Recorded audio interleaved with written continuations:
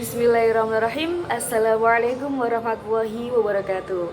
Perkenalkan, kami dari mahasiswa Ekonomi Syariah Institut Agama Islam IAIN Kediri akan menjelaskan tentang bagaimana sih analisis, perkiraan, dan peramalan biaya. Nah, sebelumnya perkenalkan anggota dari kami kelompok 8 dari mata kuliah Ekonomi Manajerial kelas I. Untuk yang pertama yaitu saya sendiri, Rahmi Jarka. Yang kedua ada Mbak Ica Dela. Yang ketiga ada Mbak Dwi Cahyanti. Dan yang keempat yaitu ada Mbak Yestias. Untuk yang pertama materinya akan dijelaskan oleh Mbak Ica Dela. Kepada Mbak Ica Dela dipersilahkan. Assalamualaikum warahmatullahi wabarakatuh.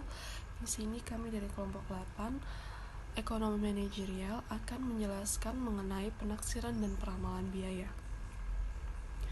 Di sini kami beranggotakan yaitu yang pertama saya sendiri, Ica Dela Prima Elsana, yang kedua ada Rahmi Jiharka, yang ketiga ada Sandy Yestisia, yang keempat ada Dwi Cahyanti.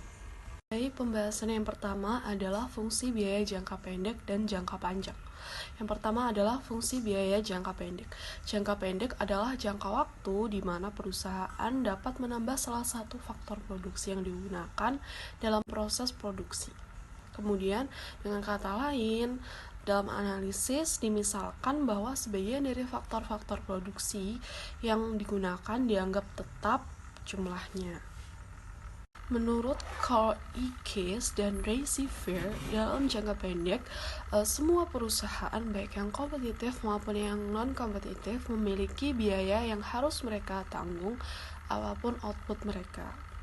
Kemudian fungsi biaya jangka pendek yang pertama yaitu biaya total atau total cost, yang kedua adalah biaya tetap total atau total fixed cost, yang ketiga adalah biaya variable total atau total variable cost. Kemudian fungsi biaya jangka panjang yaitu total biaya jangka panjang atau variable cost. Kemudian fungsi biaya jangka panjang yaitu total biaya jangka panjang atau long run total cost, dan yang kedua adalah biaya marginal jangka panjang atau long run marginal cost.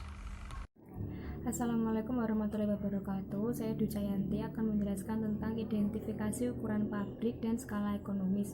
Skala ekonomis merupakan suatu teori yang menggambarkan fenomena menurunnya biaya produksi per unit pada suatu perusahaan dibarengi dengan meningkatnya volume produksi atau output.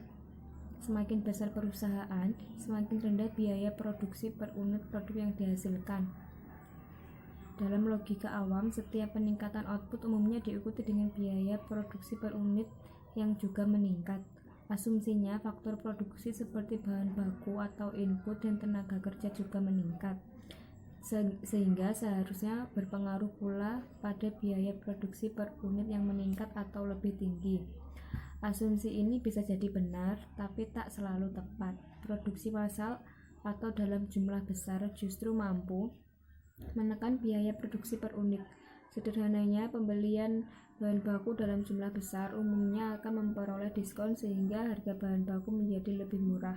Dengan jam kerja dan jumlah pekerja yang sama, pengolahan bahan baku menjadi produk tersebut akan menimbulkan biaya produksi yang lebih murah.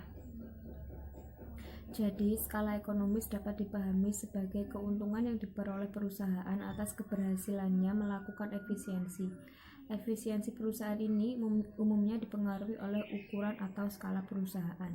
Perusahaan berskala besar cenderung lebih efisien dibandingkan dengan perusahaan berskala kecil. Aktivitas ekonomi telah dijalankan berabad-abad lampau. Ekonomi mengalami perkembangan yang signifikan di mana proses produksi semakin cepat dan jenis produk yang semakin beragam. Skala ekonomi dapat dibedakan menjadi dua, yakni internal dan eksternal.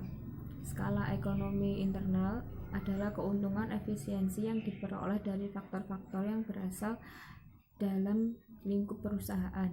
Sementara skala ekonomis eksternal merupakan keuntungan efisiensi yang didapatkan dari faktor-faktor dari luar perusahaan. Baik, selanjutnya saya Rahmi Jarka akan menjelaskan tentang bagaimana estimasi empiris dari fungsi biaya. Nah, estimasi fungsi empiris dari fungsi biaya sendiri itu penting banget untuk mencapai berbagai tujuan keputusan yang ada di perusahaan untuk keputusan manajerial tentunya.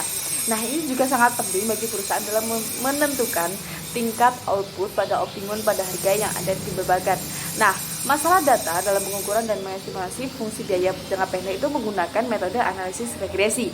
Kemudian dalam mengestimasi fungsi biaya jangka pendek itu panjang dengan menggunakan cross-sectional regression analysis dengan tujuan estimasi kurva jangka panjang itu untuk menentukan skala pabrik terbaik yang dibangun perusahaan untuk menemukan biaya dalam memproduksi tingkat output yang ada yang diharapkan dalam jangka panjang.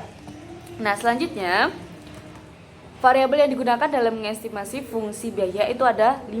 Untuk yang pertama yaitu biaya bahan bakar dan material. Untuk yang kedua yaitu kualitas impor. Yang ketiga yaitu teknologi yang digunakan. Yang keempat yaitu kondisi cuaca. Dan yang kelima yaitu perubahan kombinasi produksi dan kualitas.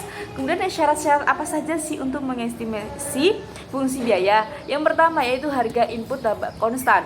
Yang kedua yaitu biaya oportunitas harus dikeluarkan dari data biaya akuntansi. Untuk yang ketiga yaitu biaya harus dialokasikan secara tepat ke dalam berbagai produk. Nah, untuk yang keempat sendiri yaitu biaya harus dipasangkan sesuai dengan output sepanjang waktu. Dan yang terakhir yaitu harus menentukan panjang periode waktu.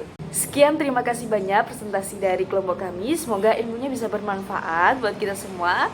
Wabillahi taufiq wal hidayah. Wassalamualaikum warahmatullahi wabarakatuh.